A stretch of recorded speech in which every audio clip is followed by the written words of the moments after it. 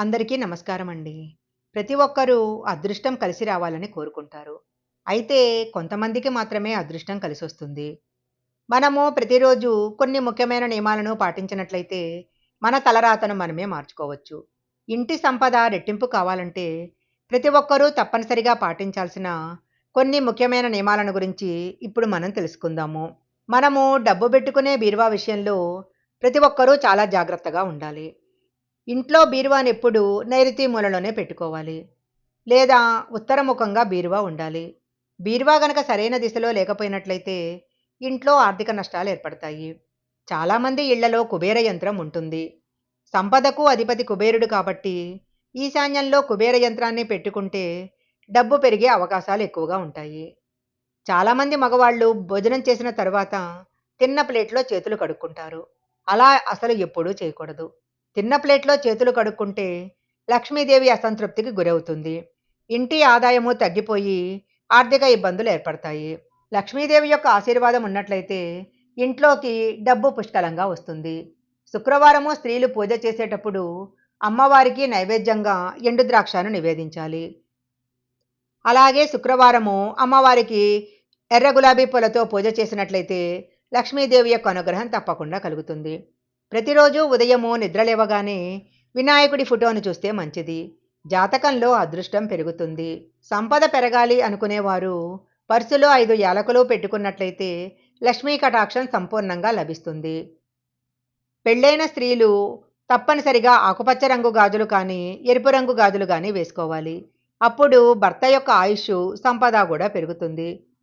ఆడవాళ్ళు ఎప్పుడు పొరపాటున కూడా మంగళవారము శుక్రవారం రోజుల్లో మట్టి గాజులు కొనకూడదు. ఈ 2 రోజుల్లో కొత్త గాజులు గనక కొనుక్కున్నా చేతికి వేసుకున్నా సంపాదన తగ్గిపోతుంది.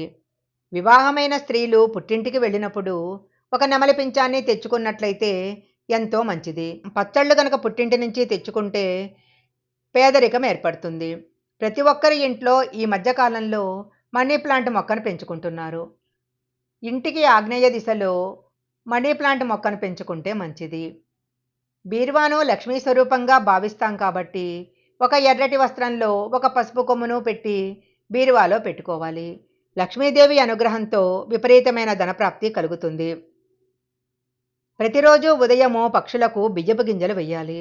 పక్షులకు ఆహారం వేస్తే ఇంట్లో ఎలాంటి సమస్యలు ఏర్పడకుండా ఉంటాయి.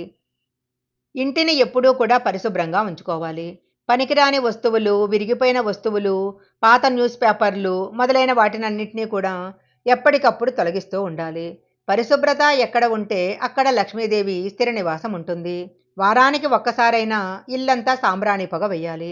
ఇలా వేస్తే ఇంట్లో ఉన్న నెగటివ్ ఎనర్జీ తొలగిపోతుంది.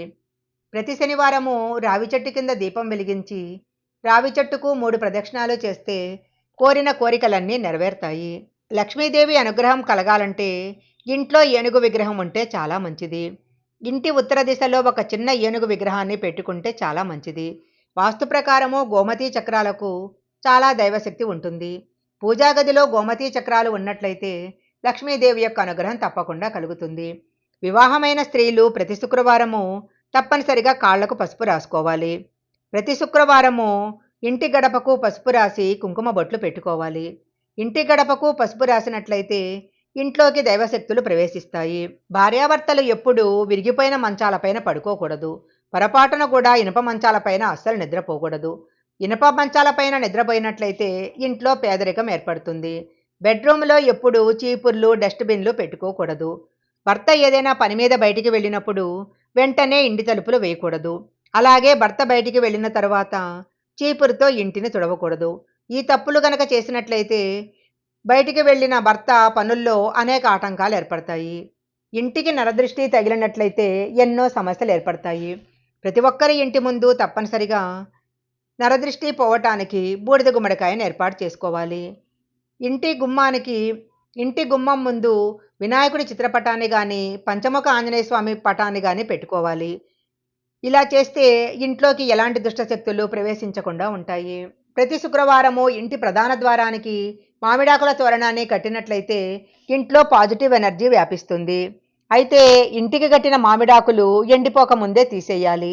ఎండిపోయిన మామిడాకులు కానీ పూలమాలలు కానీ ప్రధాన ద్వారానికి ఉన్నట్లయితే ఇంట్లో నెగటివ్ ఎనర్జీ వ్యాపిస్తుంది. ఈ వీడియోలో చెప్పిన విధంగా ఈ నియమాలన్నీ పాటించినట్లయితే ఇంట్లో లక్ష్మీ కటాక్షం కలుగుతుంది. ఈ వీడియో గనక మీకు నచ్చినట్లయితే లైక్ చేయండి, షేర్ చేయండి. ఇలాంటి మరిన్ని వీడియోల కోసం మా ఛానల్ సబ్స్క్రైబ్ చేసుకోండి. పక్కనే ఉన్న బెల్ ఐకాన్ని యాక్టివేషన్ చేసుకుంటే మేము పెట్టే వీడియోలన్నీ కూడా మీకు ముందుగానే నోటిఫికేషన్‌గా వస్తాయి. మరొక మంచి వీడియోతో మళ్ళీ కలుసుకుందాం.